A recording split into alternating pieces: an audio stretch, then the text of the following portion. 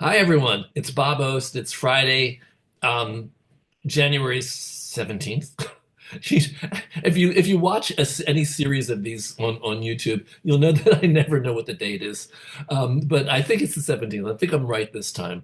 And this is also a number that I know. This is our 246th consecutive community gathering today. This is something that we started doing as a response to COVID and shutdown. Basically, shutdown meant shutting down my company or finding a way to keep it going. And the way to keep it going turned out to be Zoom. Hello, Zoom. So we're here on Zoom now. We've been doing this since April 17th, 2020. At first, we were doing it out of desperation. Now we're doing it out of love because I love having people come in every weekend. I love my community being engaged and energized and inspired by the guests I bring in week after week. Um, I hope I don't mean to sound like bragging when I say that. I think it actually is true. Um, so here we are talking about all sorts of things involved with theater. We used to talk about how to function during shutdown, and now it's just normal stuff now. And one of the things, um, oh, you guys out there are finding us don't know who we are. This is Theater Resources Unlimited, and I assume that since some of our these videos get as many as 5 or 6 thousand views, you don't know have any idea who we are when you find us. So we're a little arts organization that's based in New York City, and I started it. I'm a playwright, but I started it because I wanted to get to know producers like 32 years ago, and I discovered that producers had a very hard job. It was very difficult making theater happen in New York or anywhere actually, but particularly New York. And so I had this crazy idea that I would invite producers to come to my apartment and sit around together and talk about how hard it is to make shows happen. And I did it once, and when I don't know what the year was, 32 years ago, and at the end of the evening, I asked if anybody wanted to come back and do this again, and everyone's hands went up. And so I've been doing this. So this is Theater Resources Unlimited. We basically try to guide people in the business aspect of theater so they understand the business. Uh, sure, we had a real focus on producers at first. And then I came to realize that producers also included artists who self-produce. And we discovered that there were lots of self-producing artists in the city and around the world. Self-producing artists, we call it SPA, SPA, because producing yourself is so relaxing. But all these years, we've been helping producers, artists, and everybody else navigate theater and understand the business. Um, and so here we are today, um, always looking for interesting people to interview, always looking for interesting topics. And as the guy that runs TRU, more than once, I've heard from young people, why is it so difficult to be taken seriously as a producer when you're young? Why do all the doors seem to be hard to open, if not closed, but at least hard to open? And every now and then I come across an example of somebody who's managed to navigate this well. And I brought him in. I invited him to do this. Actually, Cody Lassen, a friend of ours, told me I should invite Max Bear in to meet everybody and come to our humble little Friday gathering and tell people what it's like to be young and a producer. He doesn't consider himself young. He's 28. I consider that young, but I'm not 28. Just let's leave it at that. So I'm going to bring him in. His name is Maxwell Beer, and he is the producer of a show that's gotten a lot of buzz in New York called Cellino V Barnes. It's not Selena and Barnes, it's versus Selena versus Barnes, and it's just an evening of silliness that's really smart. And I'm going to let you meet him right now. So let's see where you are. So, Max, welcome to True. You are up Uh, now. T Tell us a little bit about your background. Where are you from? And I what made you decide to become a producer? We'll get to that. Absolutely. I'm from New York City. I was born and raised here. I am a city kid through and through. I did go to college in Chicago, so I got out for a few years. But I would say, it's just an extension of the New York bubble, really, over there. So it doesn't feel like I really ever left. That's one big bubble. Really, it is one big bubble, but you'd be surprised the similarities between the people, and also between the kind of art that's made over there and here as well. And I think it definitely inspired the independent producer in me to keep going. But I grew up with Broadway in my backyard. Uh, and I was seeing musicals like Beauty and the Beast and Chitty Chitty Bang Bang. And when I was in third grade, my dad brought home a copy of Variety magazine, so I could start tracking the grosses of the shows. And I wanted to be on stage, I wanted to be an actor, but I was really into Chitty Chitty Bang Bang. And I was so fascinated about how this show ran. How did this magic happen? And so I he have to brought home. say, it strikes me so funny that you were really into Chitty Chitty Bang Bang. Okay. Yeah, well, Sweeney Todd, it's maybe, but no, Chitty Chitty Bang Bang. it was Good. the kind of theater that I went, how do they do that? You can't see anything like that anywhere else except on Broadway, especially of that scale and of that magnitude. And so I just started following the Chitty Chitty Bang Bang numbers every week, praying it could hold on, praying it could get past 70% capacity. And I How didn't know old were what how that, old were you? I was about 9 years old, and I Nine didn't years know, old, and you were looking at grosses, weekly but I grosses. But I wasn't looking at, what does $600,000 mean versus $800,000. What I could follow was there were 75% of the seats filled. So it was really starting with capacity percentages and understanding where are the weeks where it really, explodes, and where are the weeks where Broadway really, slims down and the audiences are smaller. And so studying those trends at such a young age, I kind of just started following the natural evolution of seasons and shows and got really into it. But that didn't stop the actor in me. And I was a child actor for a little bit. I started auditioning early on, but I had 1 year where I did very well, and I booked a tour of a play, Neil Simon's Lost in Yonkers, that we did at the Maltz Jupiter Theater in Florida, the Cleveland Playhouse, and then Paper Mill Playhouse. And that was Did you do the Matthew Broderick part, the No, lead? so that's like Brighton Beach Memoirs. Oh, This is Lost in Yonkers was the two oh yeah. brothers. Okay. So it's very close though. You essentially the Matthew Broderick role in that context, and I had a very good time. But I also learned that 8 shows a week is no joke. That while I was busy working, my friends were having fun. I wasn't. I love seeing theater, and when you're acting in a show, when you're working, when you're succeeding, the irony is you can't see theater because you're working at the time when theater is happening. And so even in eighth grade, I thought, oh, I might want to be on the stage, but I actually don't know if that's the lifestyle that I want for myself. And so Clarify one thing for me. How old were you when you were on the tour? I was 13 years old. 13 years old. Okay. Uh, Yeah, a good way to spend eighth grade. It's funny, I was 13 years old playing 13, and the kid playing my brother, who's 15 in the show, was actually 23 years old.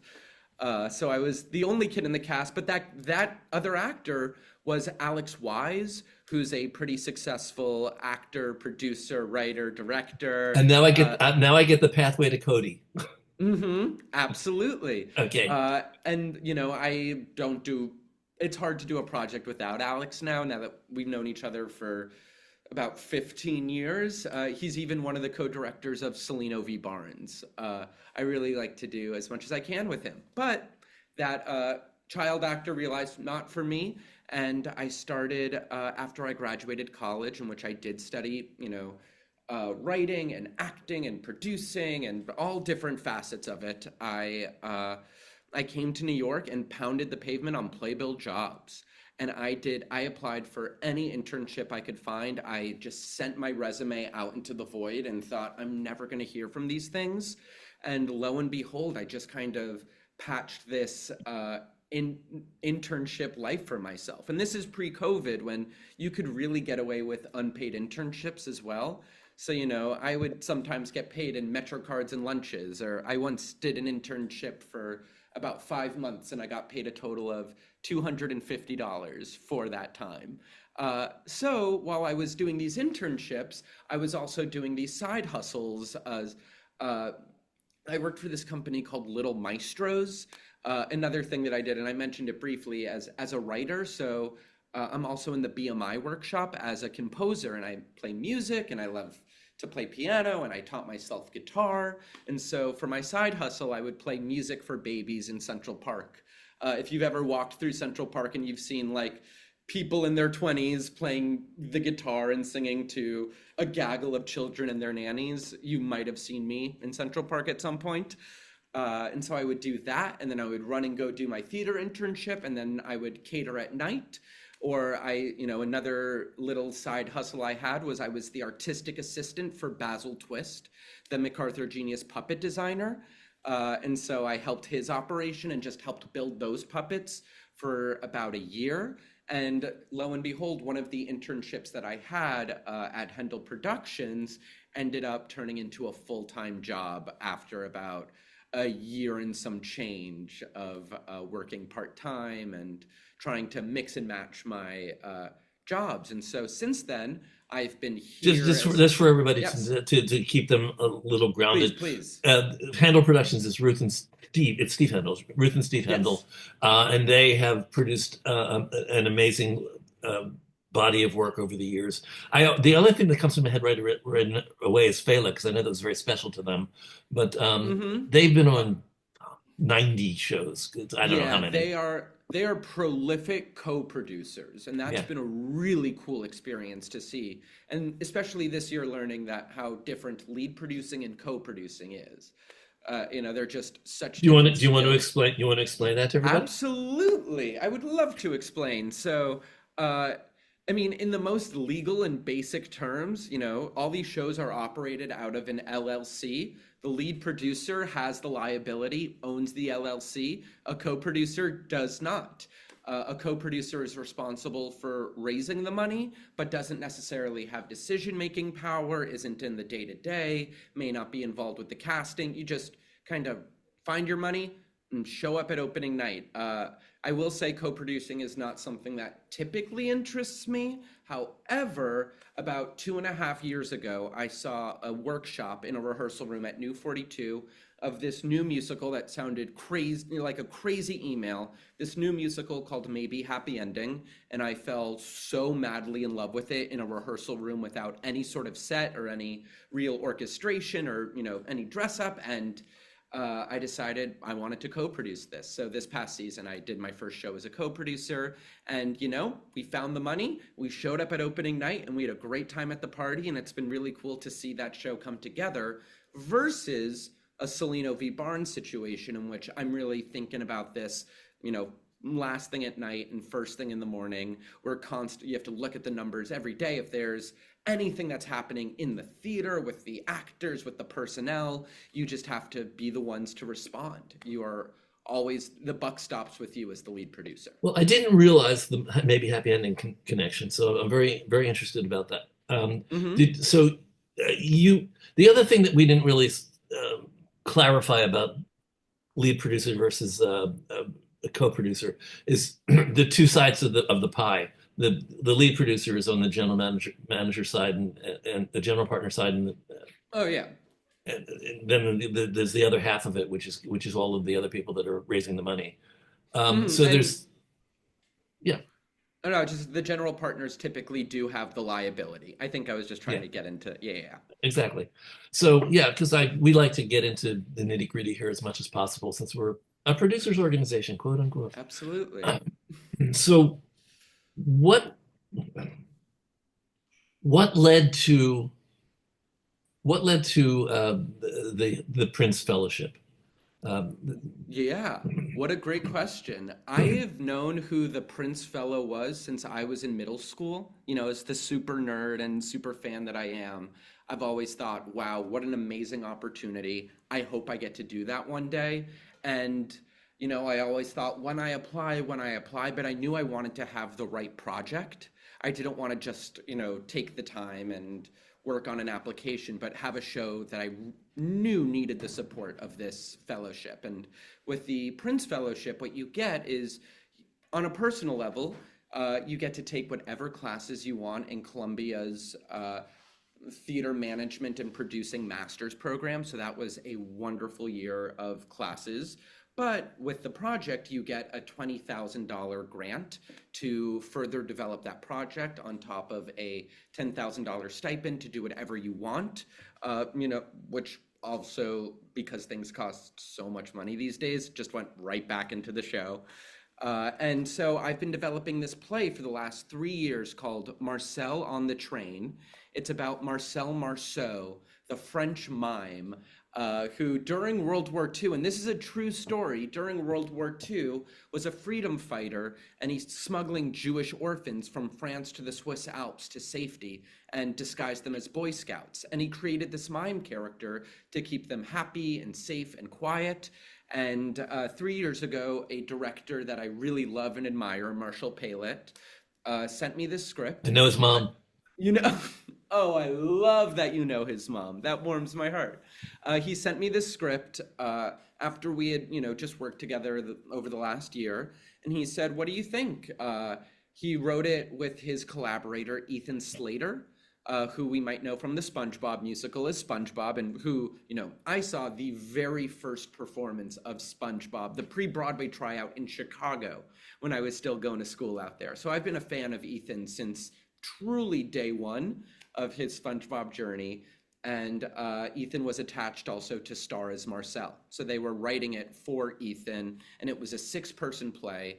I read it and I thought, this is exactly what I want to say to the world. Let's start producing this. And so over the course of the year, we started mapping out this path. And when it looked like, all right, we need to start raising some money, but it is remarkably difficult to raise money on a show that has no clear path, as I'm sure you all know, of something that doesn't have a next step. It's really just the promise of something might happen in the future. And that's hard to raise $30,000 to $50,000 for. And so when the opportunity of the Prince Fellowship came up, the application was due 3 days after my 27th birthday. And I said, you know what? I'm going to write this. I'm going to do this application like I'm not even applying for the fellowship. I'm just going to use it as a chance for me to reflect on why I do theater at this age and why I want to continue doing this. And, if I get to a point where I'm hitting a wall and I go, I don't know why I'm doing this, maybe that's a good lesson that I should pay attention to at a future point. But let's really dive in and do this exercise. And so I spent a lot of time on it. It was due May 19th, and before I knew it, I had an interview and then another interview, and then I was lucky enough to get the fellowship in July, and then I took classes all throughout the following year, and we were able to do a reading of Marcel and continue its development. And This is extraordinary, right? is it?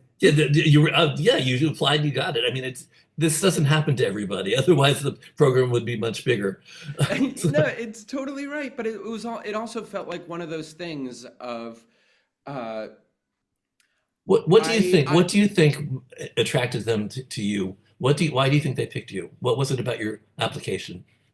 I think there are two things that I bring, which is one, I genuinely love this. Like, we get to do this. It is such a gift that we get to do theater with our lives. And, it's a choice that we're here. And so when people have these crappy attitudes, I really have no sympathy or patience for that, because no one forced you to go into the theater. No one, no one was like, oh, it's the theater for you. Like, we get to do this. So it is so cool that we get to be here. And also on top of that, having been an actor, a composer, and worked on, I worked on a commercial jingle for Regina Comet, which was a show that Alex Wise wrote and Cody Lassen produced. I was Cody's And I did a theater party for. Oh, you did? Amazing. I was the producing associate for that. And so, I was the producing associate, COVID safety officer, music copyist, writer's assistant. Oh, the usual. And also a stagehand. So at the end of the night, there was confetti at the end. I was also the one sweeping the stage at the end of the show. While, everyone was signing autographs at the stage door, I was looking at this empty theater going, this is so cool. And I think the best producers are the ones that can do 10% of everything. You don't want to be able to do 80% of all the jobs. You don't want to be able to do 70%. You want to be able to do 10% so that you can do your job as producer, but also have empathy for every single person in that room. Because once those people who are working, you know, as hard as you hope they will on your show, if you say, hey, I understand what your difficulties are. I understand like what it will take to allow you to do your best work. You're going to get that, that much better work from your artists. How much time do you spend as a producer in your life versus all of the other things? Because you really multitask. You do a lot. I do, and I think it And which depends and on. which is your priority? It's produce right now. It's producing, and the Okay. Prince Fellowship was helpful in being like, all right, I'm gonna start producing, and running an off-Broadway play is really no easy feat or task even. Every day is another series of obstacles and challenges and triumphs and failures, and you got to be big picture and small picture all at the same time. And even more on Saturday, tomorrow, we are going to hit our 200th performance of Cellino V Barnes, which is just insane. How many performances a week do you do? We started out doing 8 shows a week. We've moved down to 7 for January. And this is interesting for February and March, which we just extended. We're going to go down to 6 shows a week, which we didn't see a change in our gross from 8 shows to 7 shows. So we're hopeful we won't see a change from 7 to 6 either. Interesting. Okay, so what is how? I thought I saw that Selena was closing, but you extending? We were gonna close January 26th, That's what I thought. Yeah. and it was really down to the absolute wire. At this point last week, we were still pretty unsure whether we were going to be able to extend through March 30th. And in the most producering way, we had to look at our costs, and we had to look at our average gross, and we had to, and knowing that shows would be coming in this spring, that there would be less of a spotlight on these small off-Broadway plays, saying, all right, if we take the average of our worst weeks, would we be able to still sustain or break even? And so we had to find a way to get our running costs down enough to warrant being able to stay for another 2 months. And luckily we were able to negotiate a good rate with our theater, What is and the it worked venue? out.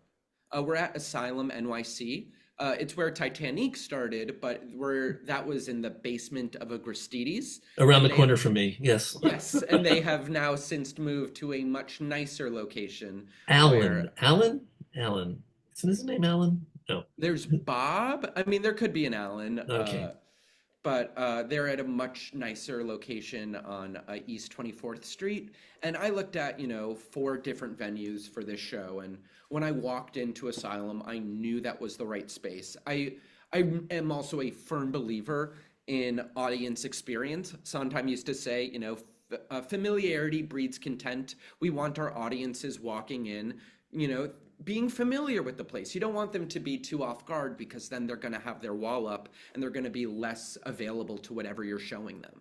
And so I wanted to find a venue in which, because I knew our show was this little, sketch that turned into a sketch that could be a play, and a play that could be a sketch. And so we were working with theater going audiences and comedy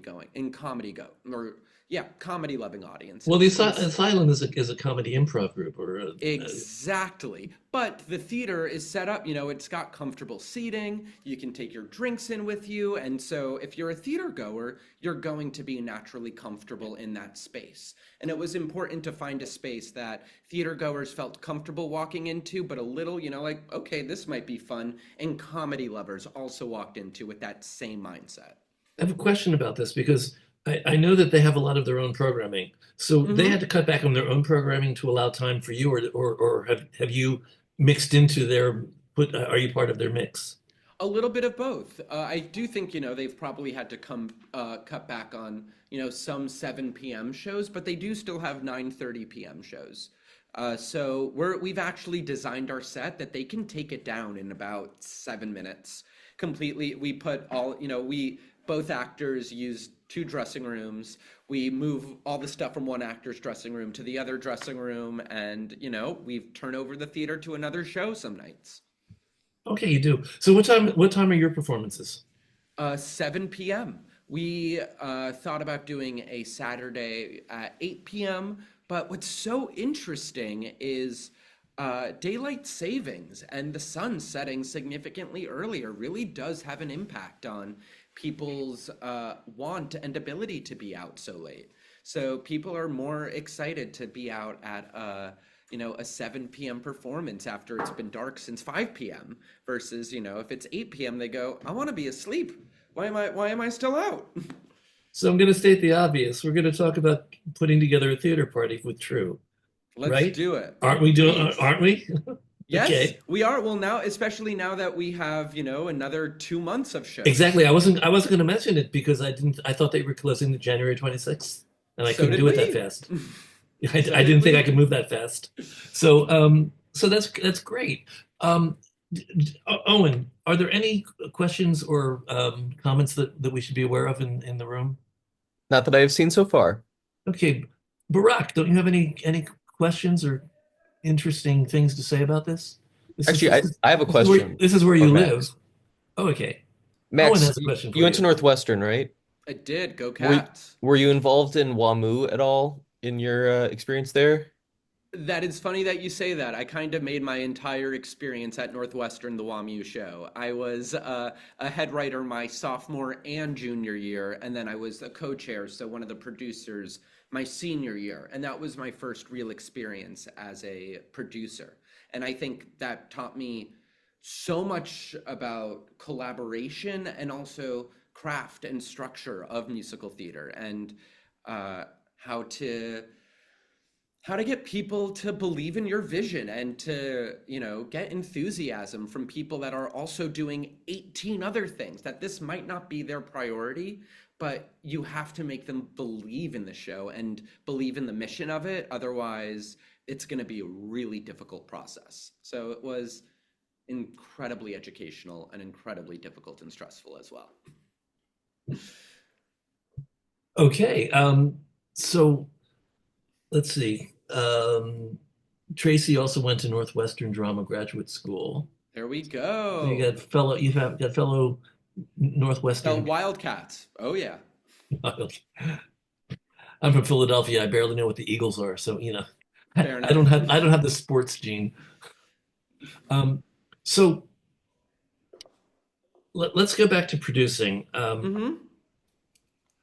What would you say?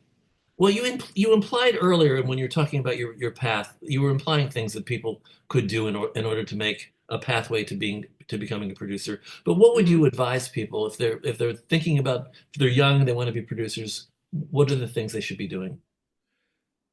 I would say, like, the big thing is no task is too big or too small. No job is too important or unimportant. Just make yourself open and available for everything. This is an industry in, based on entirely who you know and the opportunities that you get. So many of them come from the people that you know and the circles you cultivate. I also like to say it's especially starting out. It's entirely planting seeds that you hope within 3 to 5 years start to grow and sprout something. But it really does take 3 to 5 years of continuing to water and nurture and care and say, you know what, I'm here for the experience. Well, But earlier what you said was that you mhm, grabbed every experience that came around, whether they were paid or not. Um, absolutely. not And everybody is as willing to take unpaid situations though, but no, you were. I was, and I will say I had an immense privilege of being from the city. I lived at home for 2 years, so I didn't have to worry. I had to worry about making money if I wanted to hang out with friends, but I didn't have to worry about making money to pay my rent. And I think that is a really different stress that a lot of people do have to balance. But I will say, having had many survival jobs and supporting myself, having a survival job that doesn't crush your soul, or having a survival job that is around the world that you want to be in, that can feed into the world, or a survival job that is related to why you got into this thing in the first place. I grew up going to, I don't think this name will mean anything to anybody, but David Grover and the Big Bear Band. It was a children's folk artist out in Great Barrington, Massachusetts, who would also, the Berkshires, who would also, play concerts around the city. But I grew up wanting to be him. And so, wanting to play guitar and sing for kids. And so when I had the ability in my 20s to play guitar and sing for babies, it didn't feel like, oh, this is what I have to do to, get to the next step. But it was, okay, this was never going to be easy. Everyone is telling you this is a hard thing. If you can do anything else, do that. So you know what? I'm gonna spend my time doing stuff that I believe in to my core. And it's just, even when it got a little soul crushing and tiring, it was still work that I believed in fundamentally, and could go to bed, with a smile on my face going, I gave something back that I know as a kid receiving changed the entire course of my life. Where did you find Cellino V. Barnes? Because Great. I'd gone with the assumption in an email to you that, oh, was this your master's project? And I mean your Yeah. The fellowship fellowship project. project. Yeah, Yeah. and you said, oh no, absolutely it wasn't. So Hmm. where did Cellino versus Barnes? Is it Cellino or Cellino? Cellino. Cellino. Cellino V. Barnes. Yeah, Where did that come I from? I do think if I had applied to the Prince Fellowship with Cellino V. Barnes, I don't know if I would have gotten it. I will say that much. But where this show came from, I got connect. So this show actually was in development since, say, like 2017. For quite a few years. The writers of it were originally in it, and they were also the directors and were doing it themselves. They met doing classes at UCB. Uh, these two other producers saw it and said, we want to do, we would love to produce a off-Broadway, an off-Broadway showcase of this. And I will describe these guys as and I mean this with all the sincere love in my heart, and they're still, co-producers on the show, and they're still very involved. They are finance bros who genuinely love Smash, the TV show.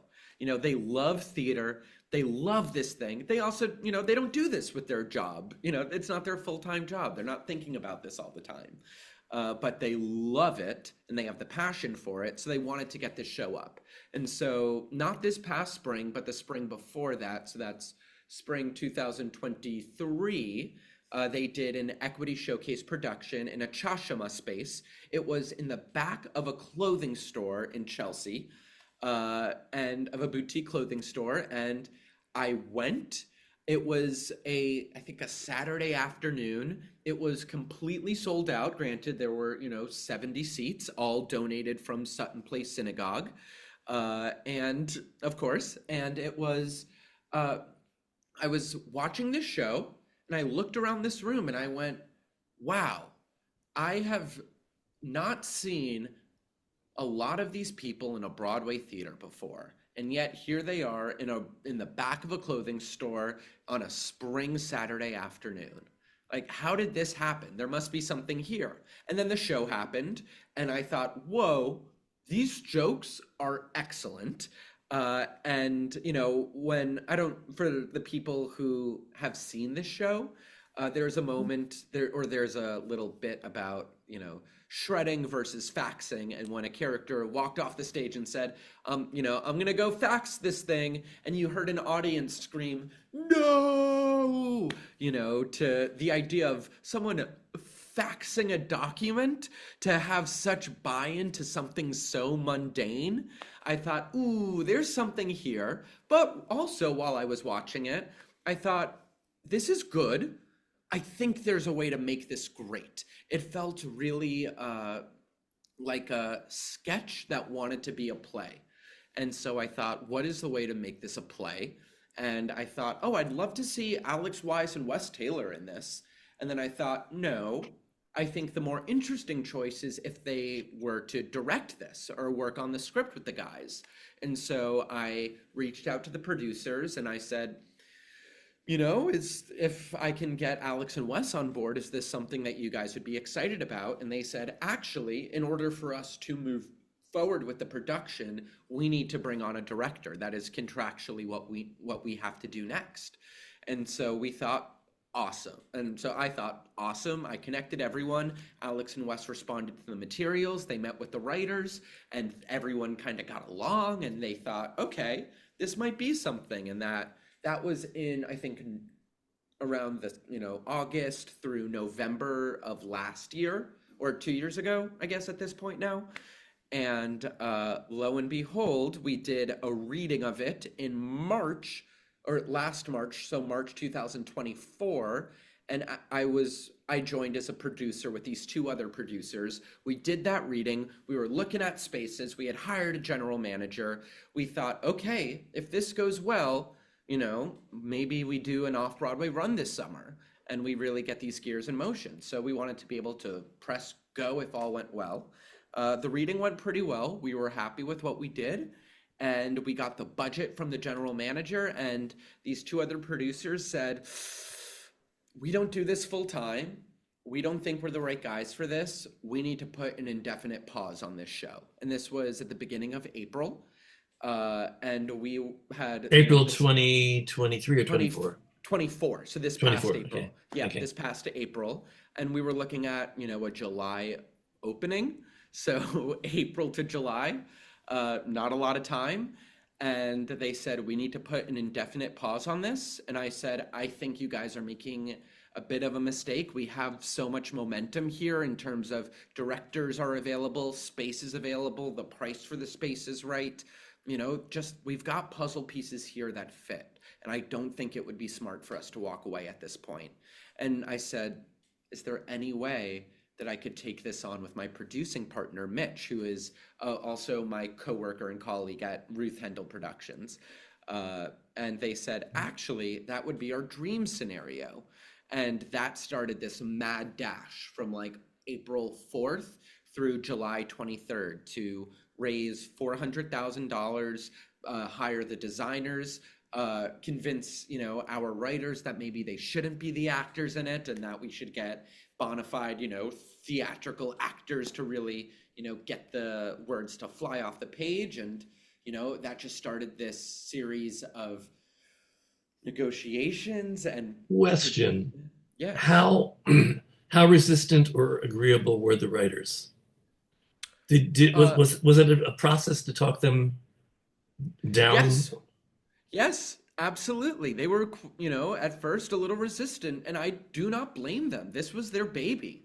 They had been the ones who had got it to this place, and if it had ever succeeded, it succeeded because of them. So I can imagine that they would not want to let their baby go. But I also just had the sense of, I think everyone has their superpower, and the best producers are the ones that recognize someone's superpower and let them do that to the fullest. And, that's to say also, not everyone may recognize their own superpower. And I knew their superpower in this show was as the writers, and that these jokes were so funny and that they would be able to do even better writing if they didn't have to worry about acting in it. And I think that kind of got them on board, and they thought, okay, we could do this. And was there much rewriting between the showcase and the off-Broadway run? Massive amount. And granted, Massive amounts. yes, Okay. a massive Okay. amount. More or less massive. Yes. I would say the script that we had in March is very different than the script we ended up with on opening night, August 1st. Well, Even the you had script. said, but when you saw the play, you Mhm. thought this, excuse me, this is a nice idea for a play. Now it needs to become a play. I mean, you thought it was an Mhm. extended sketch. So, who gave them the dramaturgical input that enabled them to expand it into something? Were they talking about the stakes? Were they talking about the basic dramaturgical things, or was it just a magical thing where they just jumped in and said, "Well, let's do this and let's do this and let's do this," and it all worked? It How was much really structure was it? It was a lot of structure, which is why I wanted Alex and Wes involved and it was all them, it was them collaborating with the writers because Alex and Wes are already such great writers on their own who get structure, who get craft that they would be able to communicate very effectively in the writer's language. Uh, yeah, it was, yeah, I would say it was pretty much all Alex and Wes, and we knew after the reading because it ended with, a sweet moment between Cellino and Barnes, where, and I realized like, oh, this, every show has its seed, what is this show really about? And when, they said goodbye to each other, I went, oh, I really care about this relationship. And it suddenly kind of clarified, like, oh, this is a show about two people finding each other. And it's a show about friendship. And it's a show about, platonic love and platonic and respect. And I was really excited by that seed of a show, and I think everything that we did afterwards was in service of how can we explore the relationship between these two people to the fullest, the highs, the lows, where are they butting heads, but also we saw the magic in, oh, what is it when they get along and the energy is going and they're bouncing ideas off of each other. That was such magic because we like to see people be nice to each other on stage. We like to see, good intentioned, well intentioned people on stage or people trying their best. They might be failing, but we want to see them try their best. And I think when we see that on stage, we feel good as an audience, which allows us to laugh more. Do you agree with the critic that called it sublimely stupid? Yes, I think it's so stupid and I love it so much. But this is, I don't know if you guys know the title Wet Hot American Summer, David Wayne, that kind of humor. Alex Wise showed me that movie. It's one of the dumbest, funniest films of all time, Wet Hot American Summer. It is, it has comedy legends, comedy greats in it. It's even, I think, Bradley Cooper's first film. Like, it is that great. Alex Wise, you know, mentor, brother, my entire life now. He showed me that movie for the first time on January 31st, 2010. And I went, holy crap, that's what comedy can be. That's how stupid it can be, while also still providing such a joyful and satisfying experience. So I do think it is sublimely stupid, but also, as I'm sure, I don't know if you have all seen O'Mary as well, like this, the stuff that is sublimely stupid often requires some of the smartest writing and the most calculated writing as well. I would love to see O'Mary. I haven't seen it yet. And I plan on seeing your show too. We're going to talk about that Please, we'll make it off happen. camera. Um, there was an interesting comment by Mike Hatch. He says, "What's your take on the state of comedy and theater overall? The ones that seem Mm, to really hit, oh Mary, but it still seems like they can be a bit of a hard sell for backers. Or maybe that's just mm-hmm. my shows. Who's going to say? Yeah, he writes. Mike Hatch writes. He's Mm, written a musical called Doofyland, just to give you an idea. yeah. So Uh, it's really hard. It is really hard to raise for comedy, especially, people, especially producers, putting your money in a show is a gamble, or investors, I should say. They like to feel a part of something or like they're part of something very important. And it can be hard to feel that way in comedy sometimes because it's providing entertainment and joy, which I find, to be absolutely necessary and, especially in these times. there are different kinds of comedy. I mean, there's social comedy. There's Bernard Shaw comedy. There's which I would never characterize as sublimely stupid, but Yeah. But this What kind of, do you think yours is an easier sell than some of the more traditional comedies? uh, I am asking the question, and I have to tell you, I have no idea what audiences want right now. I'm totally baffled. I I think I have I mean it's a complete assumption, of course. You know, none of us know anything, and I always like to say like everything that I say, like take what you want, disregard what you don't want. I'm the dumbest person I know, and I just love this thing so much. But what I think audiences do want now is to feel entertained. Like they just want to walk in and you can make them think. You can give them a hard piece of theater. You can challenge them, but first and foremost, it has to be entertaining. And if it isn't entertaining, then there's no point. Then why are you making a piece of entertainment?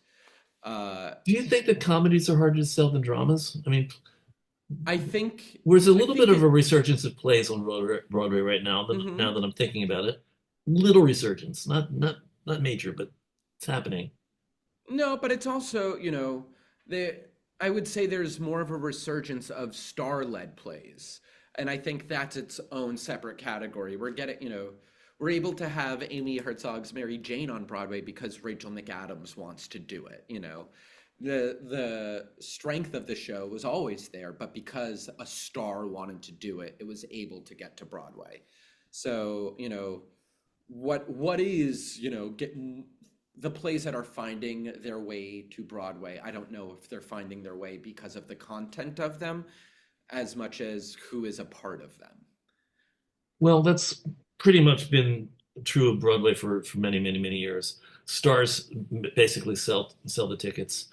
Um, Yeah, but we are seeing more of that now, especially with the tax credit, and I'm sure other producers have talked about the tax credit that New York State offers to producers and to shows. So now, when a show closes, they are now entitled to an additional $2 to $3 million from New York State. So now these shows that you know shows are now capitalizing and doing their runs knowing that they will not recoup during their actual run, but will only reach recoupment once they get the tax credit, which has allowed these massive stars to come to Broadway because, these budgets, which are so high, we don't need to, make that money back in 16 weeks, which is how long a star is usually willing to do a show. You know, you can make unless back. it's Hugh Jackman. Well, sure, of course he'll stay, but even then, I do wonder how much profit those Music Man producers actually saw at the end of the day because those fees were so high and those running costs were so high. And then once you get to 100% of recoupment, all of those fees go up. So the running cost, your margin for profit, was this. Suddenly you hit recoupment, it goes to this because everyone is now enjoying in the bonus.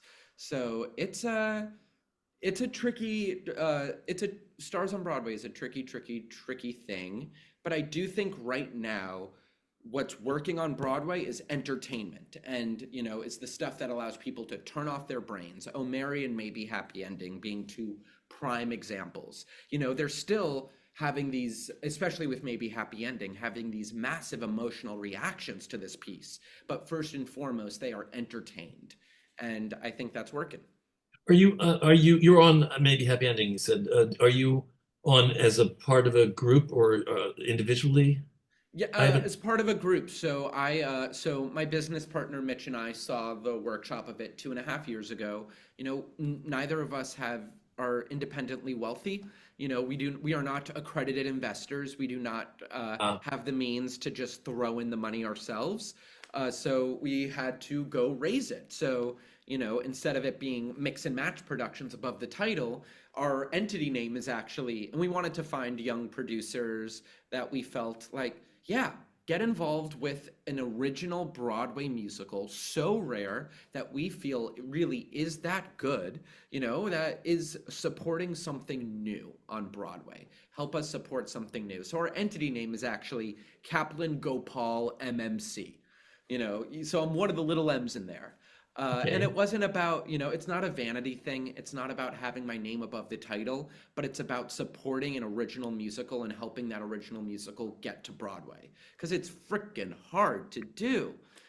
It is hard to raise, You think? that many, well, to raise that many million, Oh, and what was the it's, capitalization for maybe happy ending?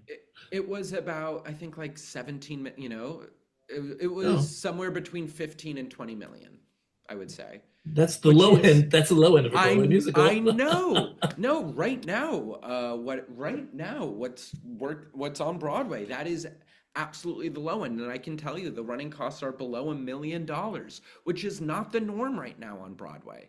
We have most shows, their running costs are most musicals, I should say, their running costs are a million plus. And maybe Happy Ending is That not that. snuck in. They never used to be. I mean, when I started seeing that running cost was Mm-hmm. $1 million, I was like tearing my hair out. Oh my Mm-hmm. God. No, and it's just that much harder to make your money every week. Yes. But that's also the sad part is it's because this is ultimately a real estate business and we have a fixed number of seats in each theater, having these musicals or having these shows that have to make over $1 million a week makes those seats cost, $300, which, perpetuates that narrative of Broadway is not affordable. And And then so it's you compare Back to the Future here versus Back to the Future in London. It's just what about it? two completely different experiences in terms Two of com- in terms of financing. Absolutely. And then also, I mean, I don't know. I'm a little nervous for the backlash that's going to happen this spring. And this isn't a secret because you can go on Telecharge and see that the Othello tickets are are normal priced at $800. Like, how do we as an industry ethically and morally stand by that? That's really difficult. And with congestion pricing, there's almost certainly going to be a raise in ticket prices. I'm sure. I hope not, but also what I think we're really bad at is telling audiences that yes, those are the normal price tickets, but there are affordable ways to see theater. There are ways that you can do this. And there are many ways, TDF, of course, but also, Rush or discounts and different websites Theater Mania that you can, Gold Theater Gold Mania Club. Gold, absolutely, that you can see a show, you can see a Broadway show for less than seeing a movie with a large popcorn and a large drink. To see a Broadway show is cheaper than going to an AMC and getting your large popcorn and large drink, unless you have AMC A list, but we can do that advertisement for another day. And so I I've got think my we're real. AMC card. Absolutely, so do I. So I think we're really bad at showing, when we say these tickets are expensive, that has the narrative of, oh, theater is succeeding. And, when prices are cheap, theater is failing. But we're really bad at saying, hey, theater is accessible, come on in. Mm. Well, I hope Yeah, we get that word out. Was that? sorry, Bob. I just want to ask a question because I don't know. Are there only two or three landlords who own the theaters of Broadway? I'm trying to understand why There are the more rents are now. so high. There are four or five. There are about five now because somebody just bought a theater. Oh, yeah. Okay, Uh, and are these five pretty much the same as they've been for the last 10, 20, 30 years? At least three or four of them? Schubert's, Like, Nederlanders, and Drew Jamson, which was then bought Jujamson. into so ATG. the big question is, are they acting like monopolists or something? I'm trying to understand why it's going to be $800 to see Othello. That makes no sense. It's not just the theaters that are charging the money. It's really the costs of producing Mm-hmm. that have, and that is related to the theater. I mean, if the venue costs have gone up, that's one of the things that's contributing. But everything has gone up. I had Beowulf Borit on 3 weeks ago, and he said that his materials expenses for his sets that he's creating and designing have increased 70%. Mm-hmm. Mm-hmm. 70% since shutdown. The price of Before, lumber. yeah, Mm-hmm. and that's that's just the set.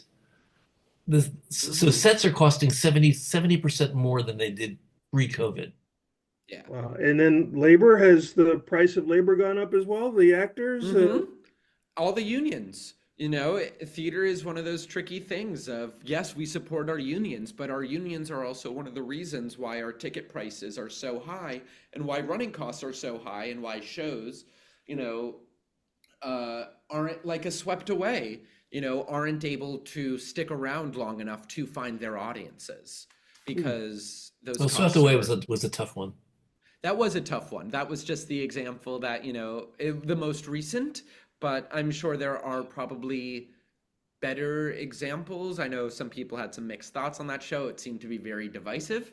But, for divisive, Hades Town, for instance, did not start out as a hit, but that was allowed the time to find its footing and make its money. And right now, I think we have maybe Happy Ending is probably the closest as starting as something that really was losing close to $500,000 every week when it first started and is now, making some money and doing well. So, you don't see these kinds of turnarounds anymore because there's just not enough money to allow a show to find its audience. Yeah. Just one last thing. I noticed RK Green is also kind of asked the question, what are the running costs, or is there any type of templates that show what the fixed costs are, the running costs? As an example, and I'm curious. There are templates, not really, but what there are general managers. What you have Yes. to do is you have to go to a general manager, give them the size of the show, the cast size, and they can give you an idea of what the running costs might be. I don't think a template there's no one size fits all for anything in theater. I don't Mhm. Yeah. think. No, and just like you might want there to be, and there might be 2 weeks where you're like, oh, this would be so great if I can just plug in the formulas. But really, every show has its own little quirks that to try to do something, the same for each show is really creating more problems than it's worth. Okay. Yeah. The So economics are daunting. yeah, Mm-hmm. they are. RK Green wants to know what are your running costs for a full week of Cellino V Absolutely. Bards, Yeah, our running costs are just under $30,000. and what is your maximum ticket? Our top ticket price is 129, and our bottom ticket price is $45. And we do also are on TDF. We're also on Today Tix with Rush and discounted tickets there as well. Well, this is a. I'm not sure if this is an unfair question, but what percentage of your tickets are bought at 129? Because Uh, the reason I ask you is because no, all of us are no, looking we're all in for. the same boat. We're wondering what can you charge for an off-Broadway show? We all are looking for that. You can charge what people are willing to pay. Right, That's a exactly. terrible answer. That's the answer No, that we all start with. Yeah. yeah, of course. I mean, it really depends on the week. Like with our audience, we have an audience that consists of comedy lovers that are used to paying $10 for a stand-up show, but we also have, lawyers that make a lot of money every month and don't bat an eye at paying for $129 and are excited to pay a premium ticket because that means they get the best seat, and Oh, that so the means something to 129 them. are Premium. basically premium tickets. Okay, got it. Yeah, we have them listed as premium, and our lower tickets. Funny enough, our lower tickets in the jury box, we were just like, all right, we have this section off to the side. What do we do here? What can we call these seats? And I was like, well, why don't we call it the jury box? Let's make it like little game. We'll make it kind of fun for the audience to sit there.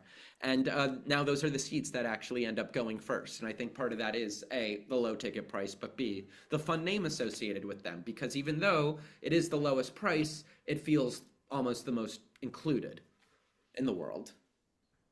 So let's see. We have that question. Are there any other questions, Owen?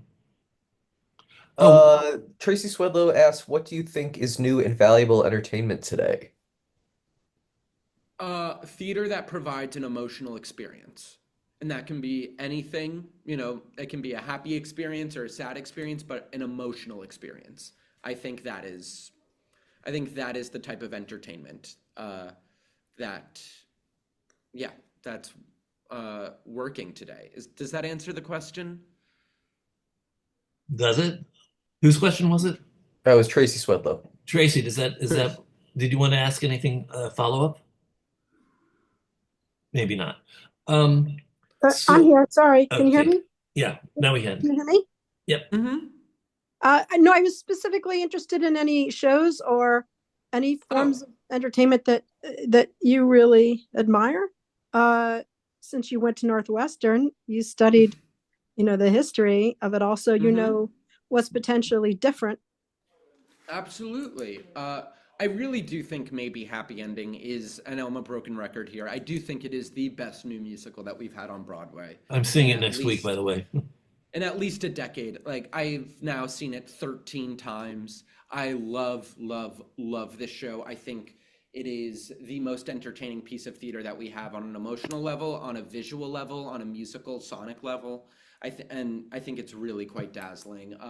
And in a less conventional theater sense, this guy, he's still developing it, but I think he just wrapped up his first public workshop of it at Theater Lab last week. So just be on the lookout for this. His name is Joseph Medeiros, and he does Telemachus and what it is. And when I have Well, this something to do with saying, the Odyssey.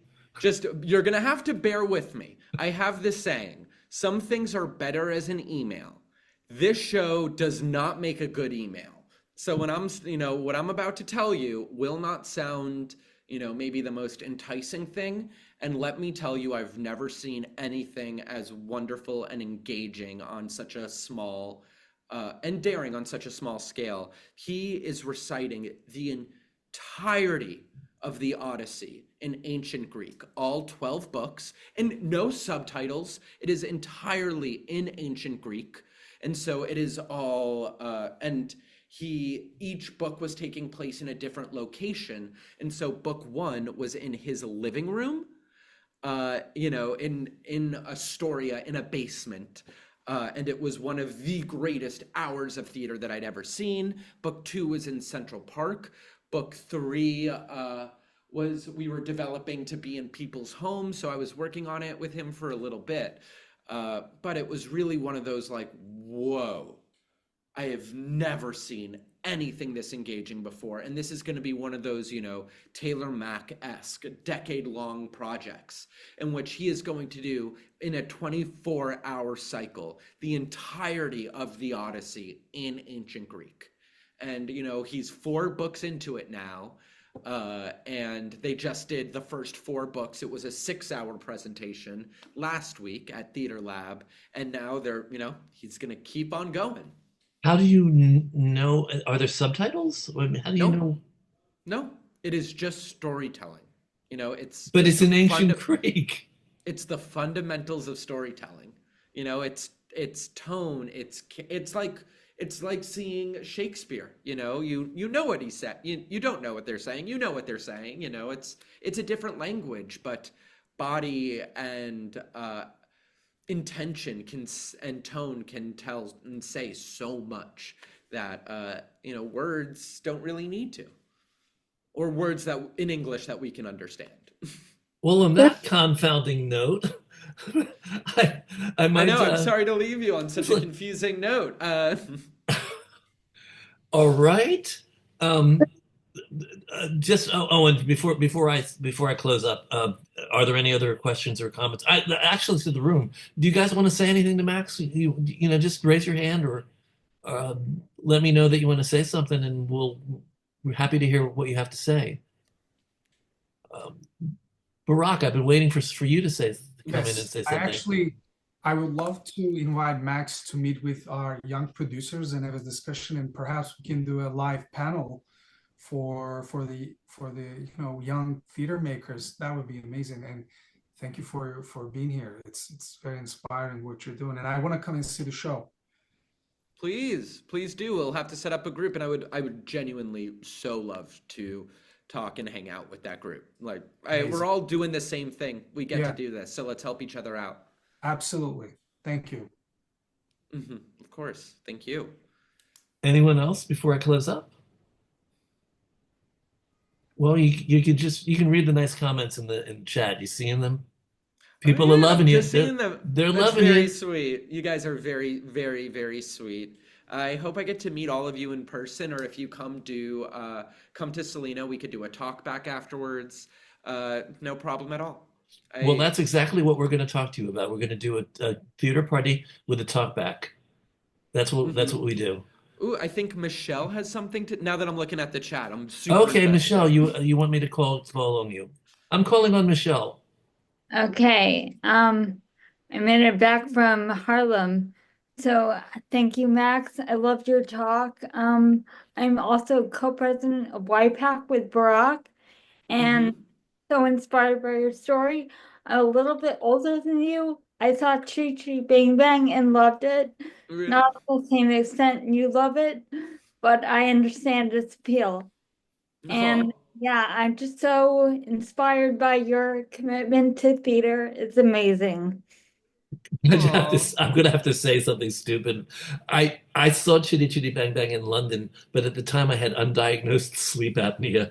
I slept through the whole Oh show. no. Oh, I think Hushabye Mountain, sung by Raul Esparza, is so incredible. hmm And no Yeah. one's talking about how much of a bop Truly Scrumptious is. That's a baseline for the ages. And even this is just like a little fun story thing of, I wanted so badly to be in that show. That was the first audition, the first open call I ever went on at Ripley Greer 520. And I wanted to be one of the kids in the ensemble named Toby, who is played by this kid, Michael Hurwitz, who was recently on Broadway directing Job, the play at the Hayes Theater this summer. And lo and behold, cut to, 10 years after falling in love with Chitty Chitty Bang Bang, Michael and I were freshman year roommates at Northwestern. Oh my God. So I grew up wanting to be him, and then suddenly there we were like rooming together, and now he's one of my closest and dearest friends. I really, That's crazy. really lucky. Yeah, fun little story. It's a small world. It's your community. I That's what actually it's wrote about. I wrote a musical called Unmasked, and I actually did a developmental production of it in Alaska, where I'm from, last year. And so it'd be wonderful to talk to you more just about the road to development and what you need to do.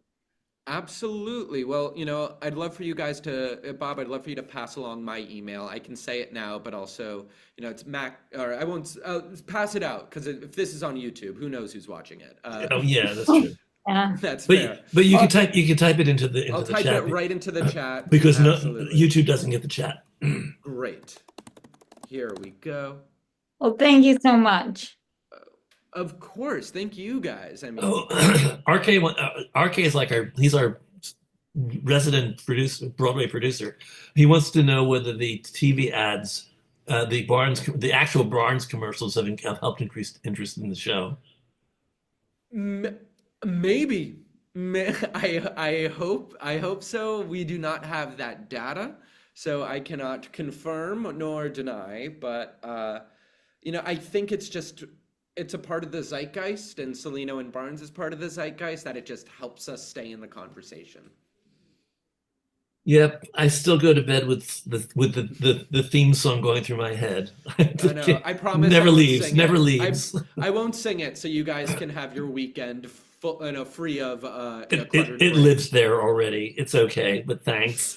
You're Um, welcome. so I'm going to thank you so much, Max. I'm going to thank Cody. I'm going to send him a thank you for putting us together. But thank you for coming on and being part of this today. I want to thank everybody in the room. It amazes me. Michael DiGitano, I want you to know, made it to 42 of the 52 community gatherings last year. He gets a certificate from us. We do it every year. We see who attends the most. Oh, So, that's great. What a great way to incentivize. Like, wow. What an amazing community that you've cultivated. they're Truly. cool. They're cool people. Thank you Yeah. all. Thank you all. I like you too, by the way. So thanks for being with me. And I'm going to say to the people out there in YouTube land and possibly podcast land, thank you for finding us. I'm glad that you stumbled upon us. I hope you like what we do. If you want to be part of this, if you want to be part of the community, I can make that happen. Just email me at trunltd@aol.com. trunltd@aol.com. And we'll invite you every week. Next week, we have a pair of award winners from the Edinburgh Fringe Festival, Chloe and Natasha, who are going to be talking about how to be incredibly successful in Edinburgh and still be broke. So that'll be next week. And the week after that, I've got Tracy Gart. Oh, I don't remember her last name. She's the producing artistic director of the Guthrie. So it's something different every week. So let me know who you want me to talk to, and what you want me to talk about, and I'll do it. We do this for free, although there is a ticket price if you are nice enough to pay it. We do need money to keep running.